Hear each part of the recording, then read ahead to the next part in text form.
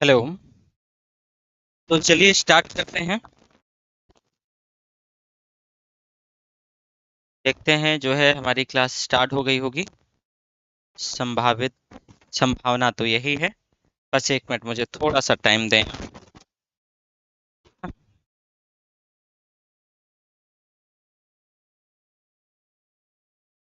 चलो हो तो गया है फिलहाल।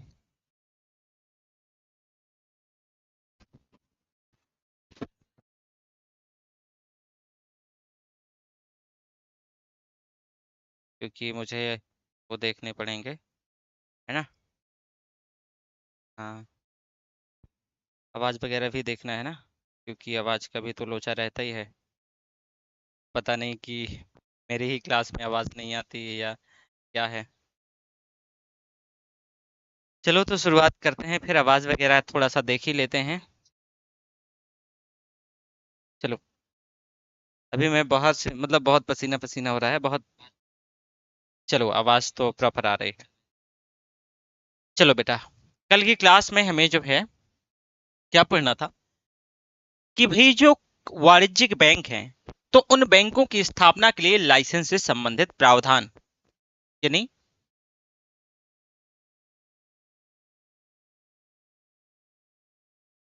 वाणिज्यिक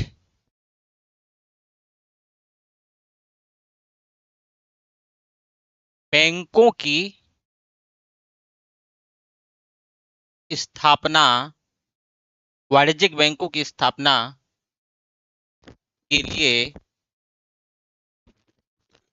लिए लाइसेंस से संबंधित प्रावधान,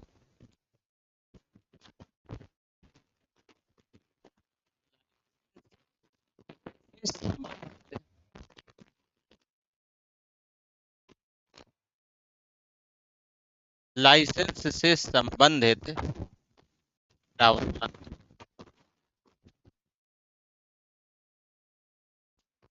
लाइसेंस से संबंधित प्रावधान।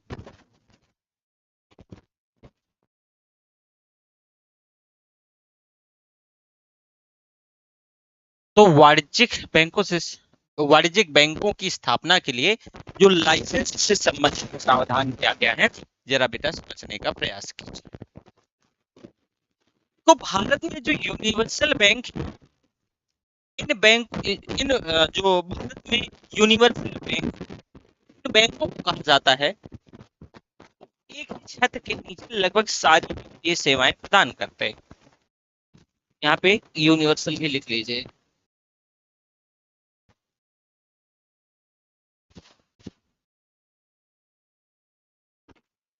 यानी यूनिवर्सल वाणिज्यिक बैंक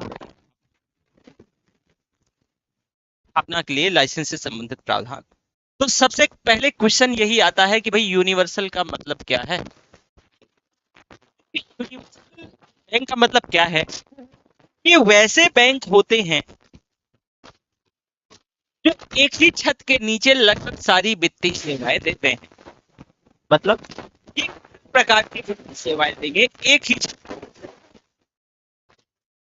अब ऐसे निजी क्षेत्र के लिए कुछ दिशा निर्देश जारी करती है। वर्ष 2004 में मेरी टाइम बेटा यस बैंक और कोटक महिंद्रा बैंक को लाइसेंस दिया गया। कहानी शुरू होती है तो वर्ष 2004 में यस बैंक, यस बैंक और कोटक महिंद्रा बैंक,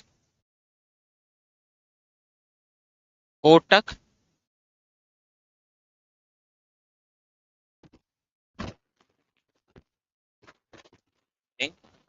एवं कोटक महिंद्रा बैंक लाइसेंस दिया जाता है, लाइसेंस दिया जाता है, दिया जाता है। इसके बेटा अगले 10 साल बाद ठीक 2014 में दो और बैंकों को, यानी 2014 में बेटा दो और बैंकों को लाइसेंस दिया जाता है। एक है बंधन बैंक और एक है IFC फर्स्ट बैंक, यानी बंधन बैंक बंधन बैंक और आईडीएफसी फर्स्ट बैंक और IDFC first bank, IDFC first bank.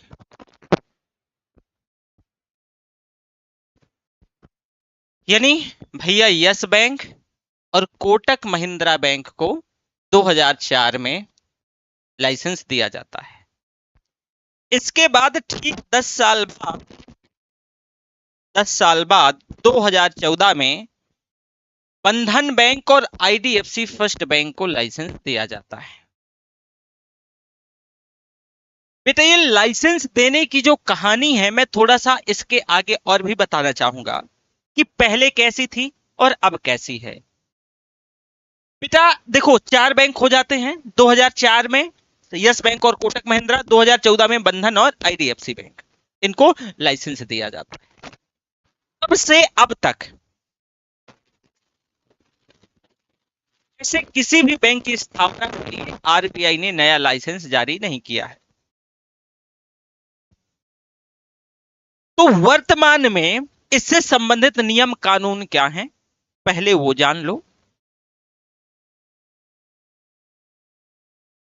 और फिर बारी बारी से इन पॉइंट्स को हम आगे जो है समझने का प्रयास करेंगे। कि मान लो ऐसे समझो थोड़ा सा यहां पर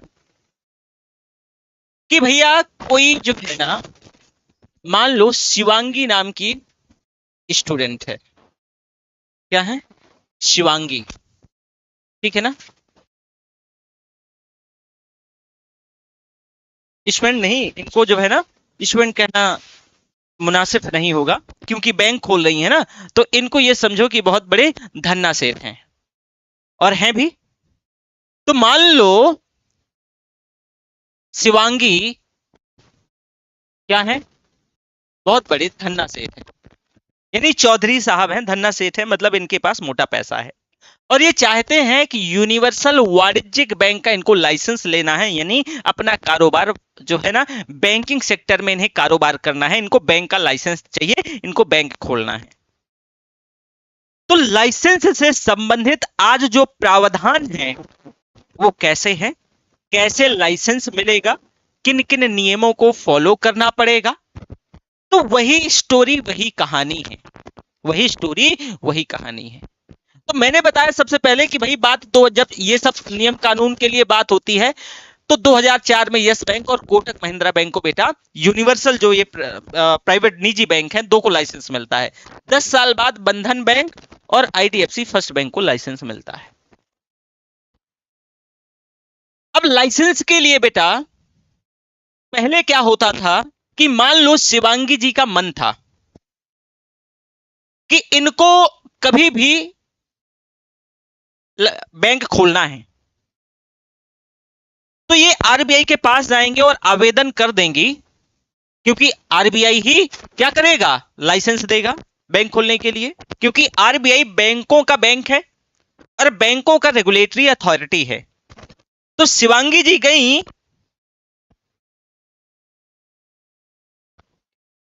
अच्छा संजना, ओके चलो ठीक है। तो शिवांगी जी गई, शिवांगी जी ने क्या किया कि लाइसेंस के लिए, मान लो अभी की कंडीशन नहीं है, मैं तब की कंडीशन बता रहा हूं कि मान लो 2014 से पहले की, कि इनने चाहा कि हमें बैंक खोलना है आरबीआई के पास, तो आरबीआई कहेगा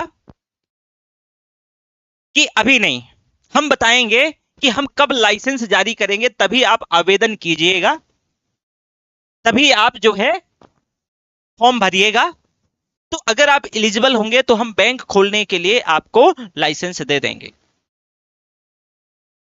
तो पहले यह था कि आरबीआई पहले प्रेस विज्ञप्ति जारी करती थी और कहती थी कि जो जो इच्छुक निवेशक है जो बैंक खोलना चाहता है तो आप आके अप्लाई कर सकते हो, आपका जो है शॉर्ट लिस्ट किया जाएगा, एलिजिबिलिटी चेक करी जाएगी, अगर ठीक होगा तो आपको लाइसेंस दे दिया जाएगा। तो लाइसेंस के लिए एक इच्छुक निवेशक कभी भी आवेदन आज की कंडीशन में कर सकता है, लेकिन पहले नहीं कर सकता था। अब आज मान लो शिवांगी जी का मन है कि इनको बैंक खोलना है, ये 2014 के बाद की कहानी है। अब मान लो आज की कंडीशन है, आज का केस स्टडी आज का ले लो, तो शिवांगी जी का मन है कि भाई मुझे चलो आज 2024 में क्या करना है, लाइसेंस वो बैंक खोलना है, लाइसेंस चाहिए। तो अब शिवांगी जी का मन है तो जाएं आरबीआई के पास और आरबीआई से कहें कि हमें लाइसेंस दे दीजिए बैंक खोलने का। आरबीआई ने कहा कि ठीक है कोई बात नहीं है, ले लो।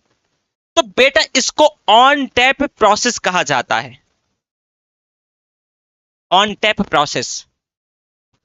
आवेदन की समीक्षा करके या तो लाइसेंस उपलब्ध कराया जाएगा कि आपने आवेदन किया, फॉर्म भरा, उसका समीक्षा होगा। अगर सब ठीक, एलिजिबिलिटी सब ठीक है तो आपको लाइसेंस दे दिया जाएगा। अभी मैं एलिजिबिलिटी के लिए बताऊंगा क्या क्राइटेरिया होंगे। तो लाइसेंस दे दिया जाएगा। अगर मान लो सब ठीक नहीं है तो फिर जो है आवेदन रद्द कर दिया जाएगा।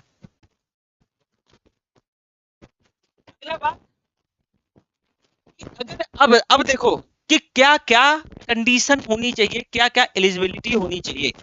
तो सबसे पहली एलिजिबिलिटी ये है कि अगर शिवांगी जी को बैंक खोलना है,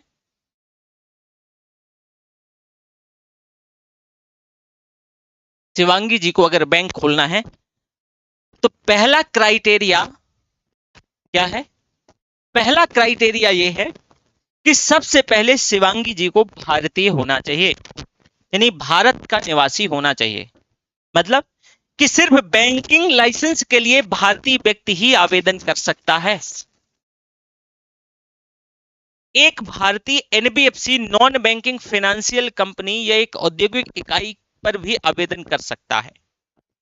तो ठीक है, पहली कंडीशन तो ठीक है कि भाई जो शिवांगी जी है क्या है, ये इंडियन है,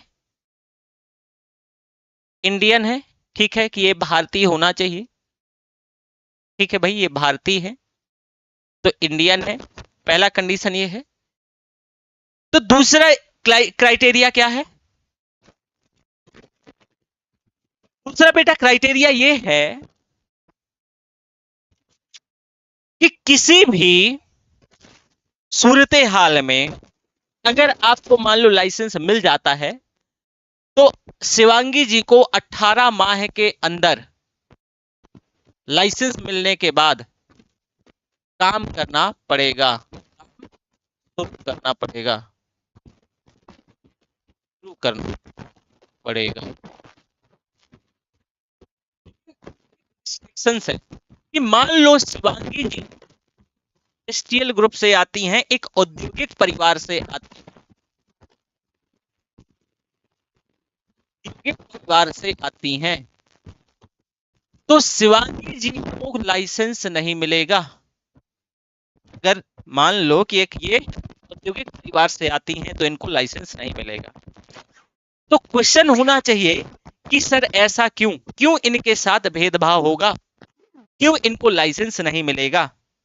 क्वेश्चन करना चाहिए कि इनके साथ क्यों भेदभाव होगा, इनको क्यों लाइसेंस नहीं मिलेगा अगर ये औद्योगिक परिवार से हैं। औद्योगिक परिवार जस्ट लाइक जैसे Tata group, Ambani group, Adani group, तो ये आवेदन नहीं कर सकते।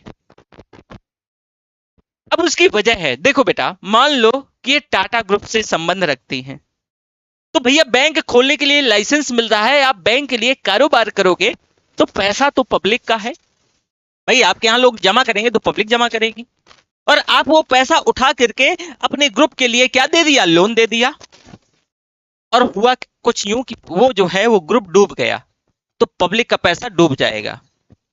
इसके चलते कहा गया कि कोई भी औद्योगिक बैंकों का लाइसेंस नहीं दिया जाएगा, ये रिस्ट्रिक्शन है। लेकिन फिर तो गलत हो जाएगा कि भाई ये तो भेदभाव हो जाएगा कि हमारा क्या दोष है। तो यहां पर ये कहा गया कर सकते हो अगर तुमको बैंकों में निवेश करना है, इन्वेस्टमेंट करना है, तो तुम जो है जो पहले से उपस्थित बैंक हैं, पहले से उपस्थित बैंक हैं, उपस्थित बैंक हैं, उनमें 10% की हिस्सेदारी क्या कर सकते हो, खरीद सकते हो।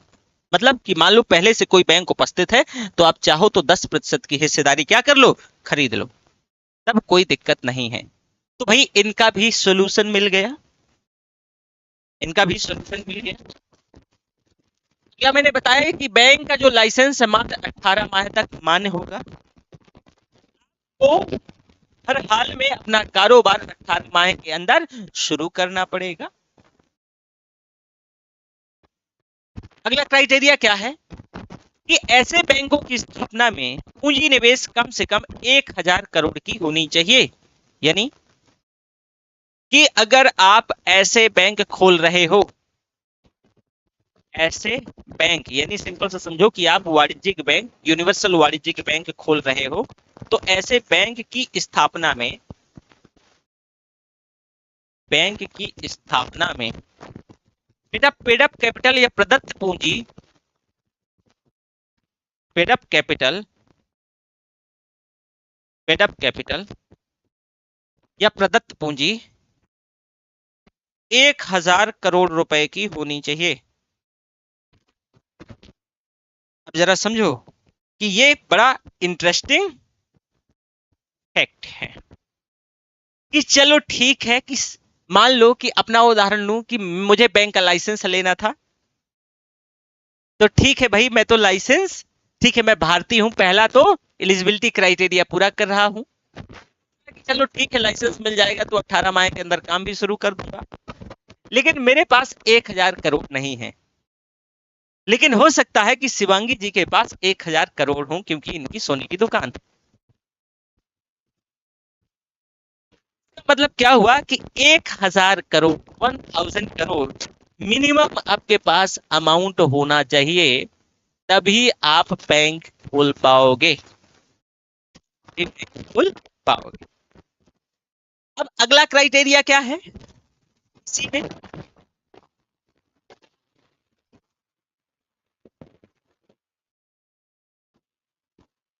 मान लो लाइसेंस मिला है शिवांगी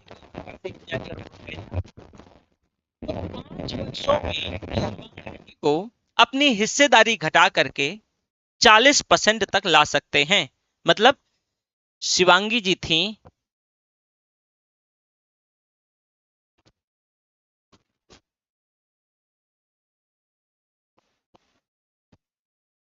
शिवांगी जी थी, तो 5 वर्ष में मान लो इनने जो है ना एक बैंक खोला, ए नाम का बैंक, तो 5 वर्षों में अगर चाहें, पहले 5 वर्षों में, पहले 5 वर्षों में, तो यह अपनी हिस्सेदारी घटा करके, अपनी हिस्सेदारी घटा करके, हिस्सेदारी घटा करके, घटा करके 40% ला सकती है, एक 40% ला सकती हैं। तुम चिल्ला रहे हो उधर से, देखो 1 मिनट रुकिएगा प्लीज।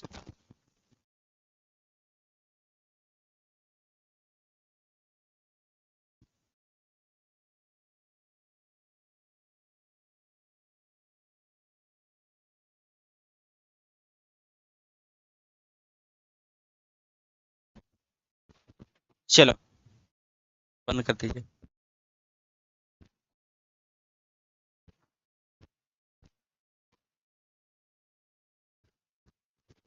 चलो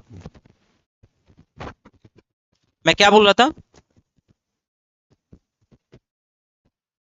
कि जो है ए नाम का जो बैंक था, पहले 5 वर्षों में आप अगर शिवांगी जी चाहें तो अपनी हिस्सेदारी घटा करके 40% ला सकती हैं।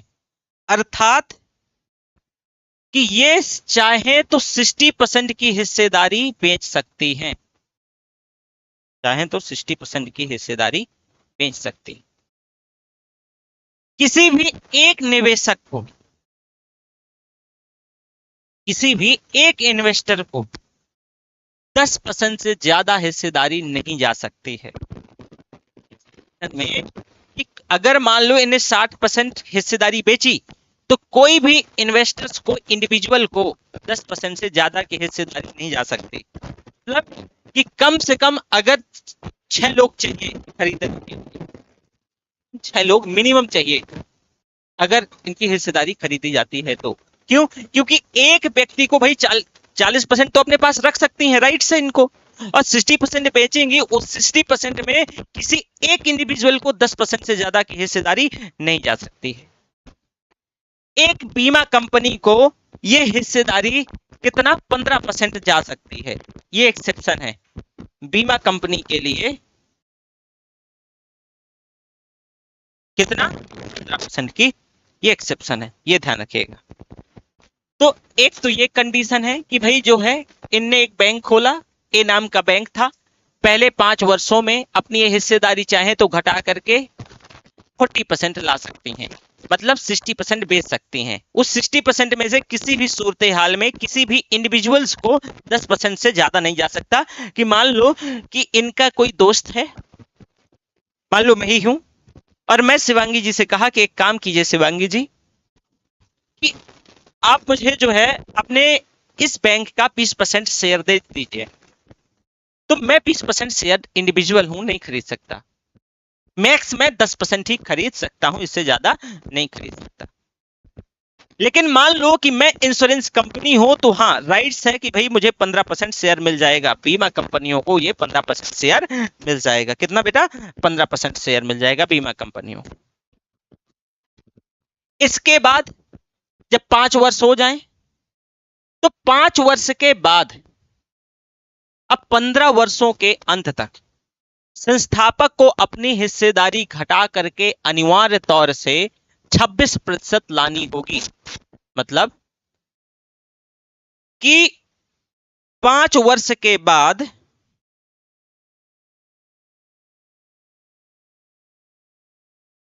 और 15 वर्षों के अंत तक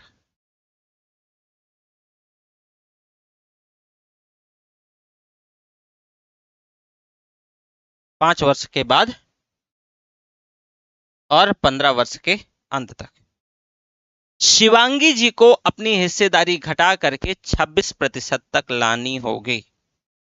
मतलब कि इनको अब अनिवार्य तौर से 74% की हिस्सेदारी अपने बैंक में बेचनी पड़ेगी। 74%। और ये पूरे का पूरा 74% हिस्सा 15 वर्षों के अंत तक विदेशियों को जा सकता है। विदेशियों को जा सकता है। मतलब विदेशी निवेश इस दौरान 74% भी हो सकता है। कितना? 74% हो सकता है। किसी भी हालत में एक इन्वेस्टर को, यहां पर भी कंडीशन है कि 10% से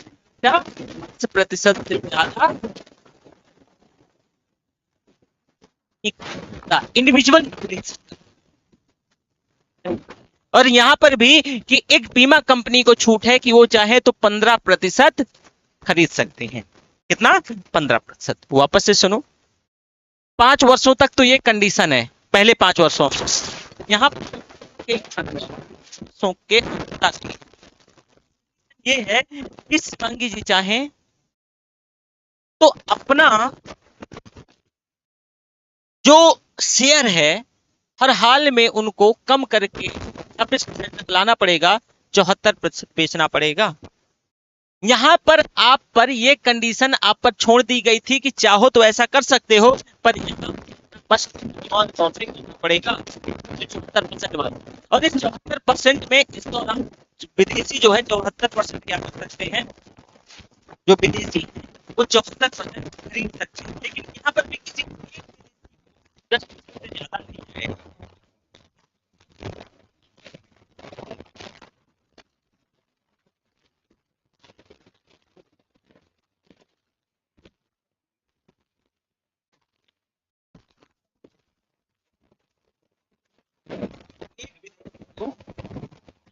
से ज्यादा नहीं जाएगा।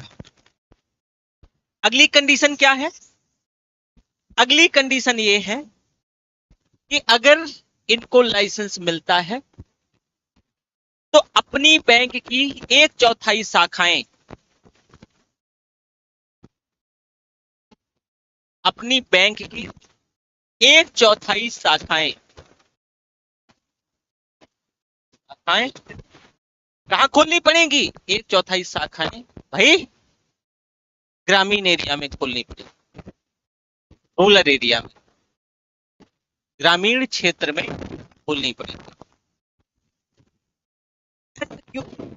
आखिर आरबीआई ऐसा क्यों कहना चाह रही है? कोई तो वजह होगी भाई, कोई वजह के बिना कुछ काम नहीं होता, उसके पीछे कोई ना कोई वजह होती है और इसी को कहते हैं कारण बहुलवाद। तो भाई क्या वजह हो सकती है? देखो भैया, मैं आपको बता दूं कि दरअसल लोग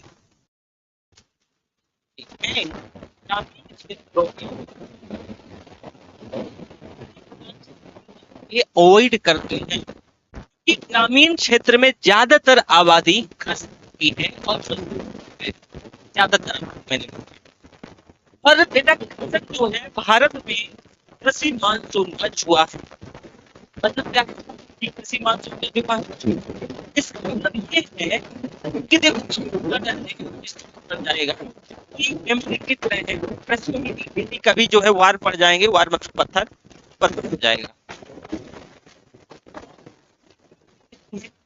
पर सिक्योरिटी नहीं है कि कुछ हो, तो वहां पर तो पैसा डूबने के चांसेस ज्यादा होते हैं, एनपीए ज्यादा होते हैं।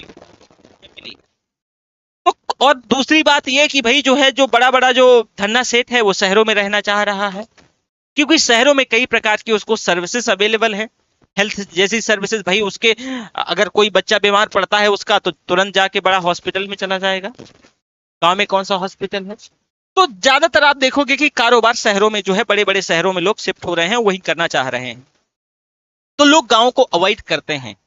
अब भाई जो है ना, अगर हमें विकास चाहिए, आर्थिक विकास चाहिए, आर्थिक समृद्धि चाहिए, तो जब पूरे क्षेत्र की नहीं होगी, तो इस वजह से अगर पूरे क्षेत्र का विकास या आर्थिक समृद्धि नहीं होती है, तो फिर आप ये कह सकते हो कि फिर विकास समृद्धि पूरे देश की नहीं हो सकेगी। क्यों? क्योंकि समावेशी विकास का मतलब यही है कि भाई पूरे क्षेत्र का विकास, development of all and development in the all the aspect होना चाहिए। तो आरबीआई इनको ये कहती है, कान पकड़ के मस्ट है कि आपको ये कंडीशन फॉलो करनी पड़ेगी कि आपने एक ए नाम का बैंक खोला था, ए नाम का बैंक खोला था जिसमें से 100 ब्रांचेस हैं, उनमें से 25 ब्रांचेस आपको गांव ग्रामीण क्षेत्र में खोलनी पड़ेंगी। तो अब कहोगे कि सर ग्रामीण क्षेत्र का मतलब कहाँ है, किसे माना जाएगा? कि कुछ गांव तो 200 की आबादी के हैं और कुछ गांव तो 20,000 की भी आबादी के, 10,000 की आबादी के हैं, तो किसे गांव माना जाएगा? तो कहा गया कि 2011 की जनगणना के अनुसार,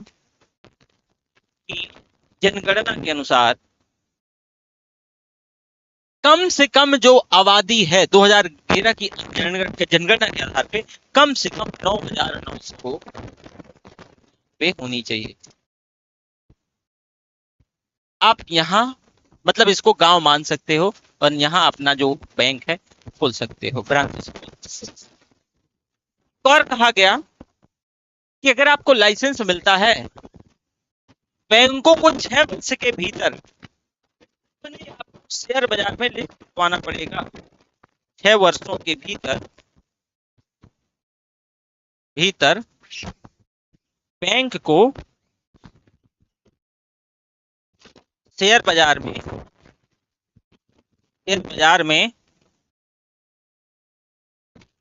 लिस्ट करवाना पड़ेगा, लिस्ट कराना पड़ेगा, लिस्ट कराना पड़ेगा। तो आपने देखा आपको चाहिए, तो ये सभी करीब 8-9, ये 8 से 9 कंडीशन है, टर्म्स है, और ये जो टर्म्स है, कंडीशन है, पड़ेगा तभी संभव है कि आपको लाइसेंस मिले और काम आगे आप में काम कर सकते। तो ये यहां तक मैं मान के चलता हूं किसी प्रकार से कोई डाउट नहीं है। मुझे लगता है इतना ही सॉरी ना, तो आप है कि रिपीट नीड नहीं है, ठीक है, तो यहीं तक रखते हैं, ठीक है। तो ये आपकी यूनिवर्सल वाणिज्यिक बैंकों की स्थापना के लिए जो लाइसेंस के नियम थे ये सभी, ये समझो कि यही आधा घंटा चल। थोड़ा सा इकोनॉमी है, और इकोनॉमी को देखो व्यवहारिक तरीके से नहीं समझोगे तो चीजें क्लियर नहीं होंगी। इकोनॉमी में बहुत जरूरी है कि सिद्धांत या नहीं व्यवहार में चलती है। और मैं आपको बता दूं कि सिविल सर्विस में इकोनॉमी में अगर 15 क्वेश्चन आपके पीटी में पूछेंगे, 15 क्वेश्चन, तो मैं गारंटी से बोल रहा हूँ 12 क्वेश्चन मैं अपने लेक्चर से आपको करके दूंगा। और ये बहुत बड़ी बात, करीब आपको 150 घंटे के आसपास इकोनॉमी कंप्लीट पढ़ाऊंगा सिविल सर्विस के, 150 घंटे के आसपास, और आपको 12 घंटे के आसपास मैं करके दूंगा 15 में से। वही हाल मेंस में है कि करीब नोट्स से और लेक्चर से करीब आपको 90% से ज्यादा है। बाय बाय, फिर मिलेंगे आपको।